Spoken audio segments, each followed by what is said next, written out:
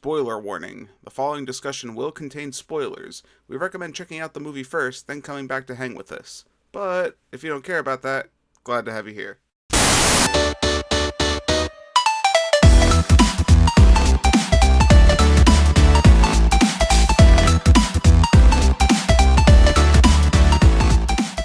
Alright everybody, welcome back to another episode of The Real Review. My name's Kevin. And I'm John. And we are your Real Movie Guys. It's February, so that means all this month we will be celebrating the real season of love.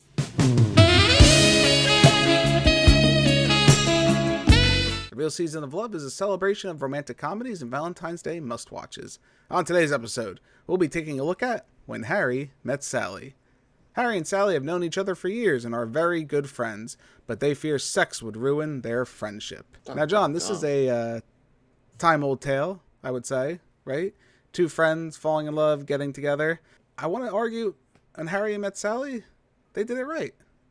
I think this movie actually is really successful on a lot of fronts. Now, John, before we even dive into this, were you familiar with this film at all? Did you ever watch this prior to this review? Can't say I have. Okay. Or at least I don't remember seeing it. What kind of expectations did you have? I'm curious. I've seen this before, several times actually. What expectation did you have going into this? I had zero expectations going into this. All right, and what were your overall thoughts? Let's start with it. What did you think? I feel like it was better than a zero. Better than a zero? All right, well, that's not a good start. The one thing I would take away from this whole movie is Billy Crystal's character. I feel like he played the character very well. I felt like he did a good job with it. And I feel like he worked well with his other castmates too. Meg Ryan, feel like, yeah, they worked very well together. So there's ingredients that go into an excellent romantic comedy, if not a superior romantic comedy. The attraction of the two leads, and this movie nails that. Meg Ryan and Billy Crystal, them two together, I would believe they were together in real life. Everything from their despise of one another at the beginning of this movie. All right, let's just say, just for the sake of argument, that it was a come-on. What do you want me to do about it? I take it back, okay? I take it back. You can't take it back. Why not? Because it's already out there. Oh, geez, what are we supposed to do? Call the cops, it's already out there. Just let it lie, okay? Right up to when they actually fall in love, I thought it was incredibly believable. It had a natural flow. Their banter is extremely well going back and forth. I do love the portrayal of the mixed emotions that they feel for each other. I think they did a really good job. This is like superior acting, in my opinion, especially from those two leads. You have Meg Ryan, who's the somewhat uppity, but somewhat naive, I would argue, in some ways about life. That's it? A faceless guy rips off your clothes, and that's the sex fantasy you've been having since you were 12. Exactly the same. Well, sometimes I varied it a little. Which part? What I'm wearing.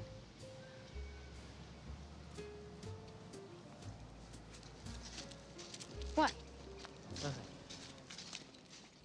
And then you have Billy Crystal, who wants love, right? He wants someone to care about, but he's going about it his own way. He's got that he starts off being kind of like a dark, humorous personality. I love his whole theme of he reads the end of a book before, because he's not sure if he's going to die the next day, so he wants to make sure he knew how the book ended. I have just as much of a dark side as the next person. Oh, really? When I buy a new book, I always read the last page first. That way, in case I die before I finish, I know how it ends. That, my friend, is a dark side. That doesn't mean you're deep or anything. I mean, yes, basically I'm a happy person. So am I. And I don't see that there's anything wrong with that. Of course not. You're too busy being happy.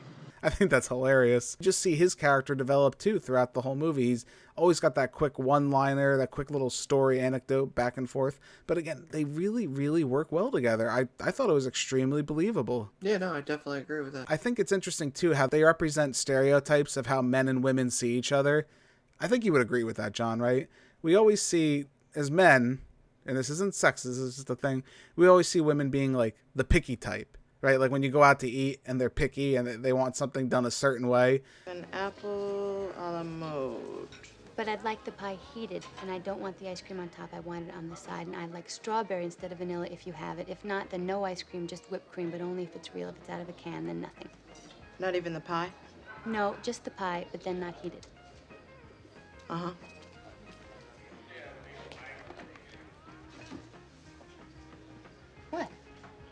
Nothing. And just like hung up over little things that we could just get over. And I think women, for the most part, see men the same way. They see us as pigs in some way, right? Well, we sleep with a girl and we leave. The whole life of a single guy thing. You meet someone, you have the safe lunch, you decide you like each other enough to move on to dinner. You go dancing, you do the white man's overbite. Go back to her place, you have sex, and the minute you're finished, you know what goes through your mind? How long do I have to lie here and hold her before I can get up and go home? Is 30 seconds enough? That's what you're thinking? Is that true? Sure. All men think that. Or we're not as romantically attached as they would like us to be, or emotionally open. I think this movie does an excellent job capturing just those representations that men and women see each other. You can almost see yourself in these characters in that way. Right. This movie asks the ultimate question, and it is an ultimate question that I think is still poised to today, is can men and women be friends without being romantically linked? That men and women can't be friends because the sex part always gets in the way.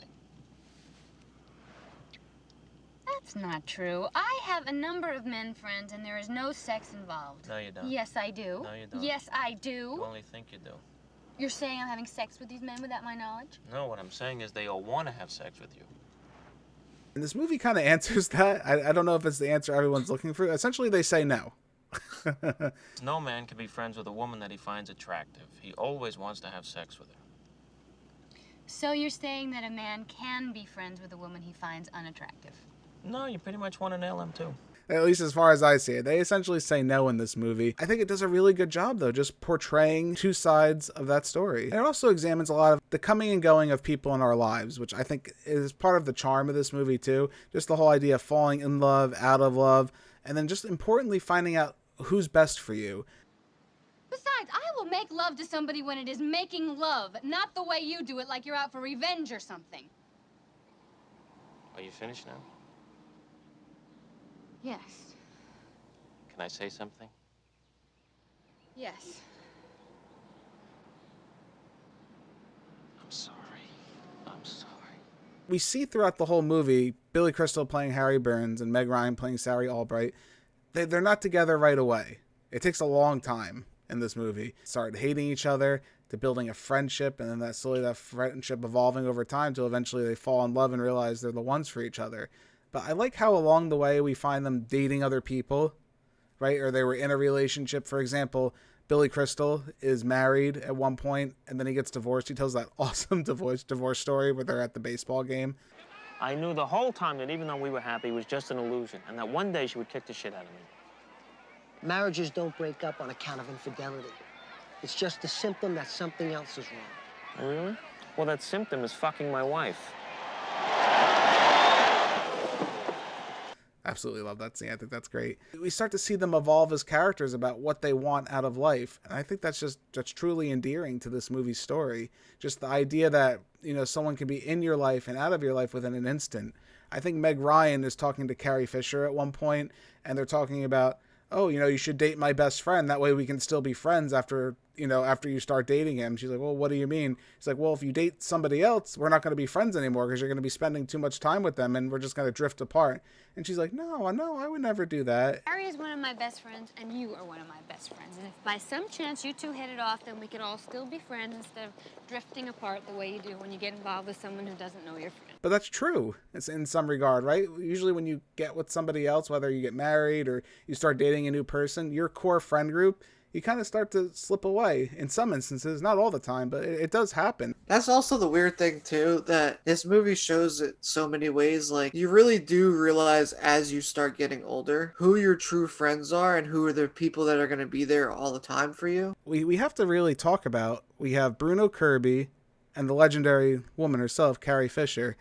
Their supporting characters are oddly more important than you would think in this movie. While they don't have a ton of dialogue, all their interactions with the main characters, they work as perfect foils to the main cast. One of the best scenes in the movie, too, is when they go on a double date and Billy Crystal brings Bruno Kirby as to date Meg Ryan. Meg Ryan brings Carrie Fisher to date Billy Crystal.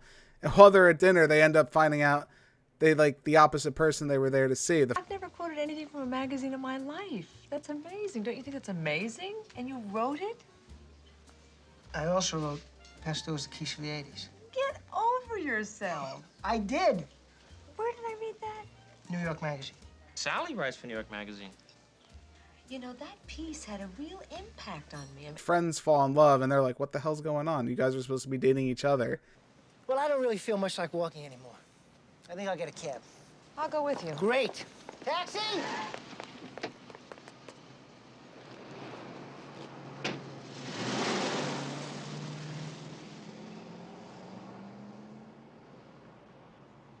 And then they go into the whole wedding scene towards the end of the movie, and Bruno Kirby, like, they're giving a toast at the end, and he's like, we have to thank Harry and Sally, because if we actually found them remotely attractive, we wouldn't be together. I'd like to propose a toast to Harry and Sally. To Harry and Sally. If Marie or I had found either of them remotely attractive, we would not be here today.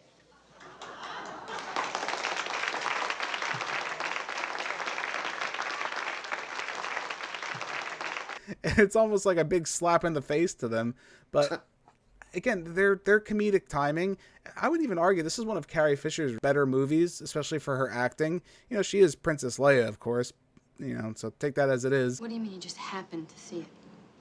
Well, he was shaving, and there it was in his briefcase. What if he came out and saw you looking through his briefcase? You're missing the point. I'm telling you what I found.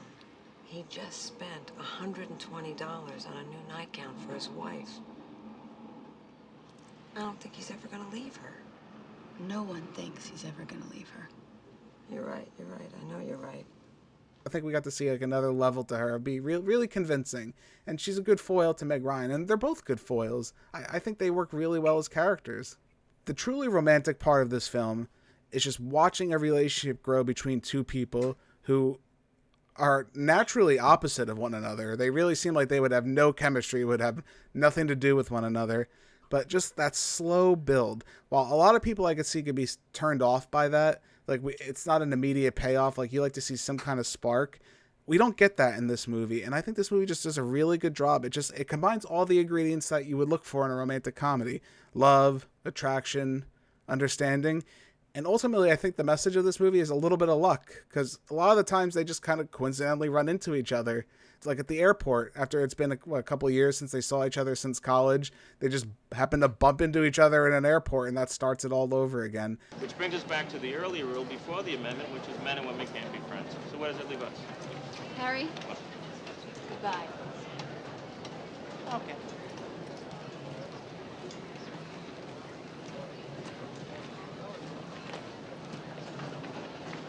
I'll just stop walking. I'll let you go ahead.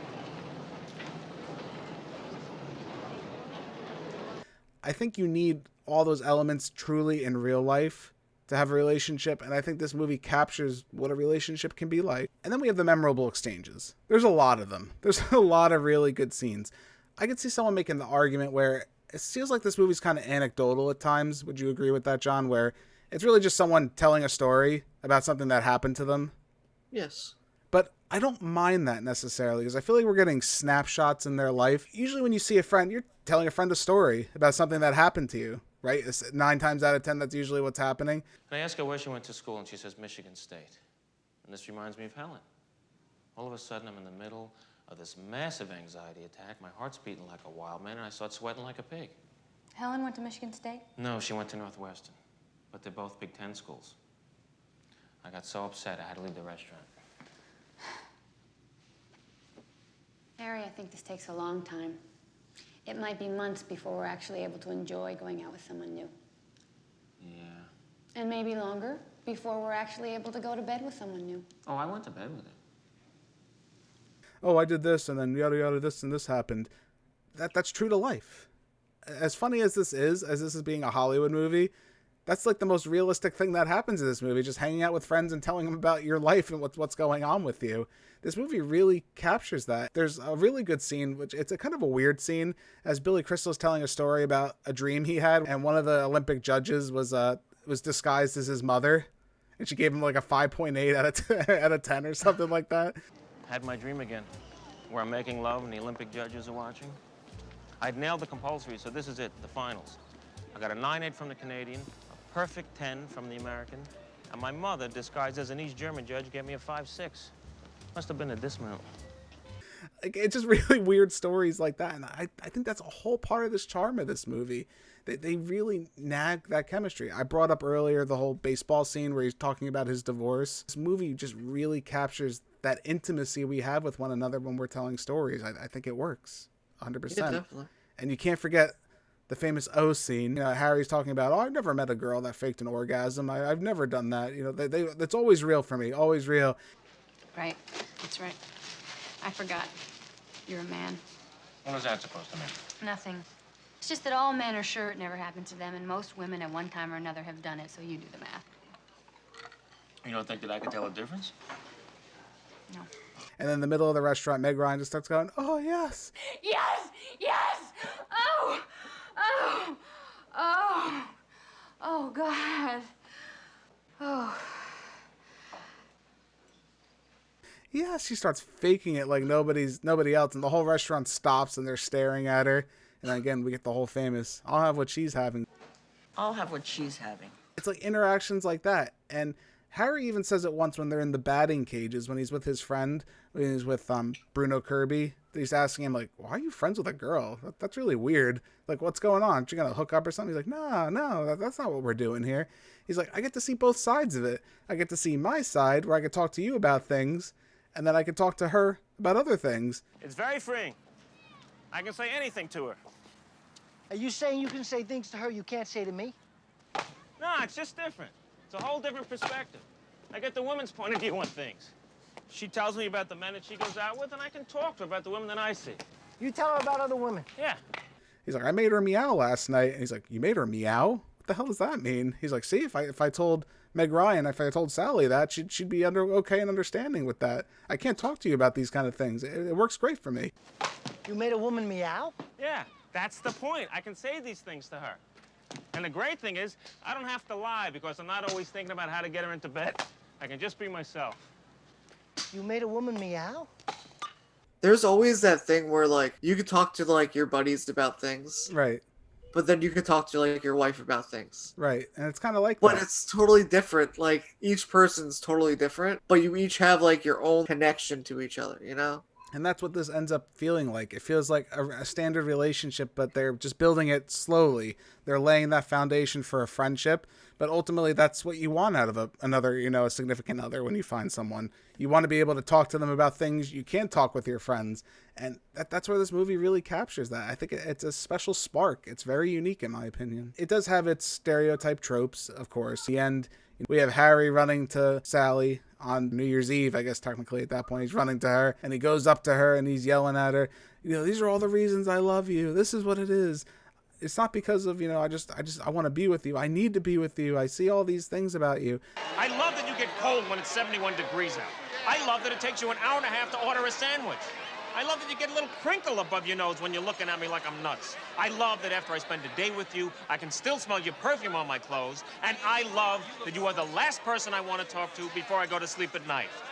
And it's not because I'm lonely, and it's not because it's New Year's Eve. I came here tonight because when you realize you want to spend the rest of your life with somebody, you want the rest of your life to start as soon as possible. I think that's a really romantic ending. Again, this movie truly does have a romantic side to it. Yeah, very dramatized, but it works. Romantic. And it works for Hollywood. I agree. The only negative I would give this movie, and I feel like some people may argue about it, but I think it's something for me that I have. I don't really like the mini love story interviews throughout the movie. Throughout the whole film, we get couples telling us their love stories. They're going about how their unique story of how they met their significant other.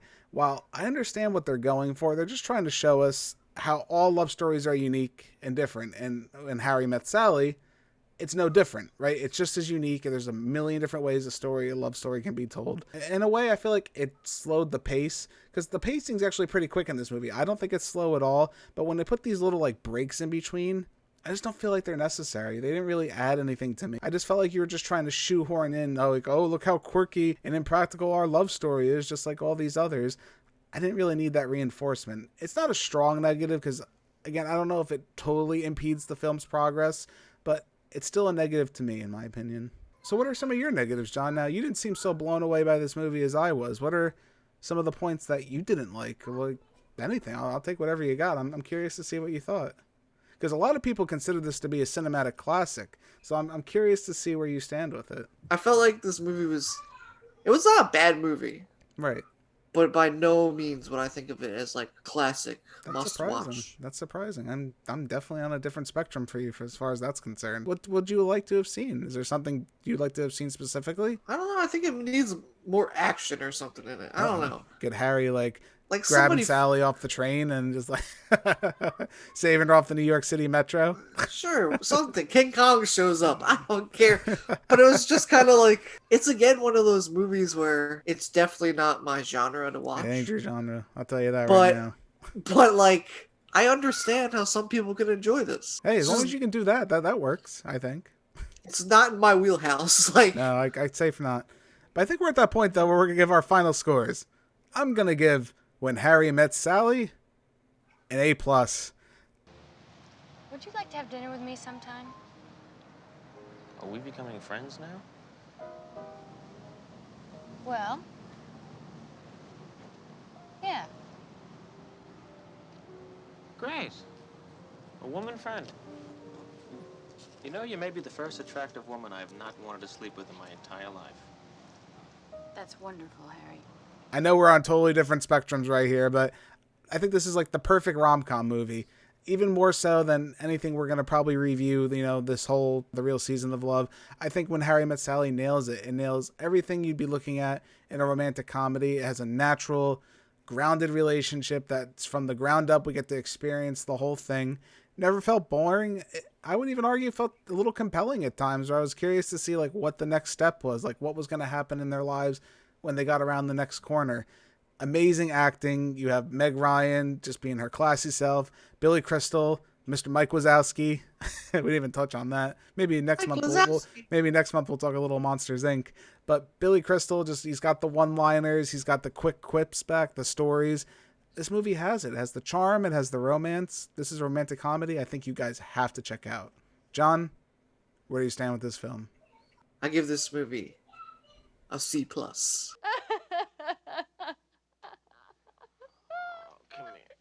here. It's gonna be okay. It's gonna be fine. You'll see. Go ahead. It's not one of my favorites anyway. Ooh, ow. That's right. Ow. Definitely no A. Like, for everything that we talked about and everything I said, like, that's just how I feel about it. Mm-hmm. It's not like, I wouldn't say it's anything too much to this movie, but... You don't think it's special? Just say it. No. I know you're right there. You're trying not to. You're trying to coast around it. It's not special. Special is definitely not this is definitely not one of those top movies. I disagree, man. Or a movie I have to go back and watch again. I disagree. I think the chemistry's there. I think the story's there. The ending is one of the greatest of all time. Just that rushing up to, confessing your love. Just when, that culmination of emotion. I think it really works. Is it a bit cliche? Yeah. For sure, especially the end. But I think everything leading up to that is maybe less cliche, I would argue, to where we got to just see people be real people. This felt like a very deep story. And we didn't really touch on it, but this is actually directed by Rob Reiner. I really like Rob Reiner. He acts in things, he directs things. He directed The Princess Bride. I absolutely love that movie. If you haven't checked out that movie, please do. Princess Bride. Phenomenal film. Phenomenal film. John's shaking his head. I don't think he thinks so. He's entitled to his wrong opinion. Don't forget that. Rob Reiner actually wrote this movie based on his experiences after getting divorced. He was recently divorced. And ironically, he found his wife that I believe he's still married to this day during the filming of this movie back in 1989. So I think he was able to draw a lot of that single feeling mentality where you're alone in the world. You're trying to find the right person. You're not too sure what's going on. So I can see where a lot of this came from. I think that this script, this direction is absolutely phenomenal. I think it's a cinematic classic, especially for the rom-com genre. I think you guys need to check it out. John, he doesn't seem to think so much. You guys can go follow us over on YouTube at TheReelMovieGuys on YouTube. You can go over there, like, subscribe. Tell us in the comments. Do you agree with Kevin? Do you agree with me? Of course you agree with me. And why? Do you think that this is a cinematic classic. I can't even get the words out there. He's so intimidated by my choice. Oh, yeah. That A+ is really getting to me. You could also tell us over on Twitter what you thought of this movie and other ones that we've covered. And you could also follow us on Instagram. You can listen to us on many podcasting platforms, such as... Yes, for your listening pleasure, we are also available in podcast form at iTunes, Spotify, Anchor, Google Podcast, Overcast, Breaker, Radio Public, and Pocket Casts. Be sure to give us a listen at any of those fine places. If you're there right now, hey, greatly appreciate it. Just search out Real Movie Guys. We should pop right up. Thank you again all so much for joining us for this episode of The Real Review. My name's Kevin. That guy over there, he's John. We are your Real Movie Guys. Real guys, real movies, real thoughts. And don't forget, love is in the air as the real season of love continues. We'll catch you next time. May the love be with you.